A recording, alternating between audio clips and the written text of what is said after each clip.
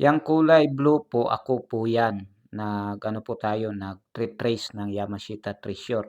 At yang kulay puti po at saka dilaw, 'yan po yung Yamashita Treasure. At dito po natumbok yung satellite natin.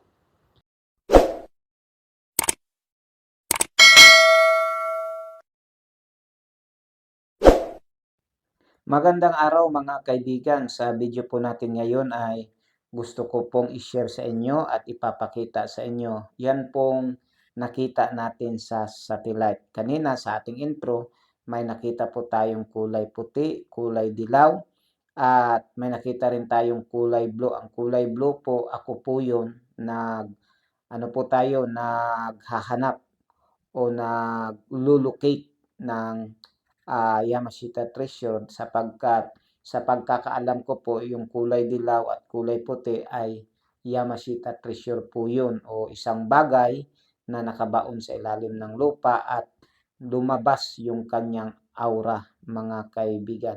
Ang pupuntahan po natin na area ngayon ay yan po ay malapit mismo sa malaking sapa at malaking tubig, mga kaibigan. At kung mapapansin nyo po, tayo po ay bumaba doon sa sa ibaba para makita ang kulay dilaw at kulay puti na kulay na nakita po natin sa satellite. Medyo mahirap din yung daanan kasi nga po nasa bundok siya at tayo po ay pababa kaya yan po yung nangyari.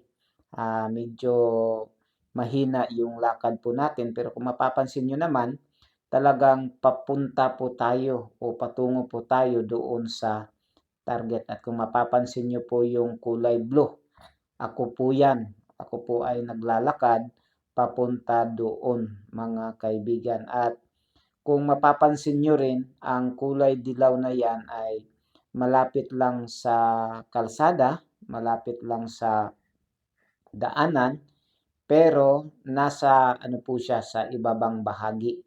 Kasi yung daanan po ay nasa itaas. Kaya ang ginawa po natin, tayo po ay bumaba doon sa ibaba para talaga makita at maimbestigahan ang kulay na yan sapagkat marami po talaga ang nagsasabi na yan po ay tubig lamang at bubong ng bahay. Pero magtataka ka na lang kasi nga po marami na po tayong na-encounter na ganito, magtataka ka na lang na may mga ganitong kulay, malayo po siya sa bahay. Walang bahay, walang tubig, at wala ring pispan kasi ang sabi ng iba ay yan po ay pispan lamang. Pero marami na po tayong na-encounter na mga ganito. Wala talagang bahay, wala talagang tubig at walang pispan. At mayroong mga ganitong kulay at mayroon pong mga palatandaan na nakalagay at mapapansin natin sa area kung saan mayroon pong mga ganitong kulay. At kung tubig po yan, dapat sana mga kaibigan ay lahat ng may tubig ay ganyan din yung kulay. Pero sa video po natin ngayon, papatunayan ko po sa inyo na ito po ay hindi tubig at ito rin ay hindi bubong ng bahay sapagkat may may palatandaan isang punong kahoy baka tinanim ng mga Hapon noong sila ay nandito pa sa ating bansa at ang punong kahoy na ito ay ang tawag po sa amin ay kapok sa Bisaya kasi tayo po ay Bisaya at saka sa Tagalog naman ito po ay bulak. Hindi rin siya lalaki, mga kaibigan sa area na yon o sa area na pinuntahan natin sapagkat yung nataniman po ng bulak na to o ng kapok na to ay medyo mababato. Kung mapapansin nyo po, malapit na po tayo sa tinatawag nating target o sa kulay puti o at saka sa kulay dilaw. Yan ho ay patunay na makakatulong talaga ang satellite kung tayo po ay may hahanapin na lugar, kakaibang bagay, kakaibang kulay, katulad niya nito, makakatulong talaga siya. Kung mapapansin niyo po, masyado na po tayong malapit. At ito po yung puno. Eto, pakinggan niyo po yung aking mga sinasabi. Okay, ito yung naging resulta sa survey natin. Walang tao ngayon dito. Kasi nga po, wala yung may-ari. Akala ko kanina, nandito yung may-ari. At ito yung yung punong kahoy. Ah, ang istorya nito ay matagal na daw to. Malaki na daw to nung pumarito yung may-ari ng area na to. At dito po natumbok yung satellite natin. Ang tawag nito ay duldul. Bulak sa Bisaya. Sa Tagalog pala, bulak. Sa Tagalog, pero sa Bisaya, duldul. At dito tumama yung survey natin. Nakita nyo naman kanina. Dito siya tumama. Kung mapapansin nyo po, ito lang ho yung bulak na nakalagay dito. O yung duldul. At dun sa baba, may positive na marker. At dito talaga pumupunterya yung signal. Kung mapapansin nyo rin, kung tubig yung nakita sa satellite at saka bubong, may mga bahay dito. Yan, bahay. Yun, bahay. At saka dun sa itaas. Kung bubong yun, sana 3 bubong din ang ating nakita. Pero isa lang. At ang nakapagtataka, bakit mayroon pong duldul dito or yung bulak. At kung tubig din ang nakita sa satellite, dapat sana yung malaking sapa ay nakita rin. Punta tayo sa malaking sapa, yung dinaanan natin, para makita nyo rin yung sapa.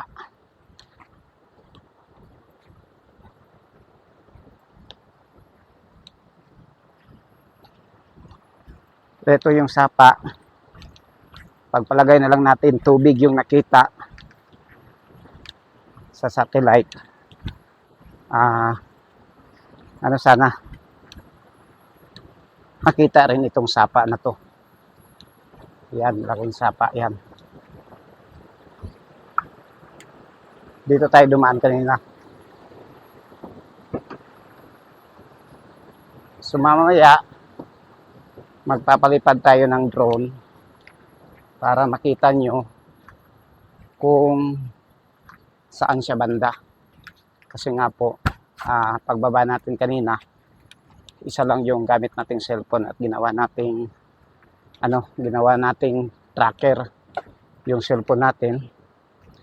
Kaya ang gagawin natin ngayon ay magpapalipad tayo ng drone. Ito po yung daanan. Yan. Kung tayo po ay pupunta rito, yan po ang ating madadaanan. Ngayon, yung nakita natin sa satellite ay nasa baba. Yan yung tubig. Yan, yung tubig na malaki. At yung nakita natin ay sana yun. Punta natin, pababa tayo. Yan, baba tayo, baba.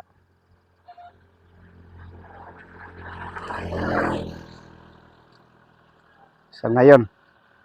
Teka lang, hahanapin ko muna. Medyo nalito. Baba muna natin. Yan, ayun.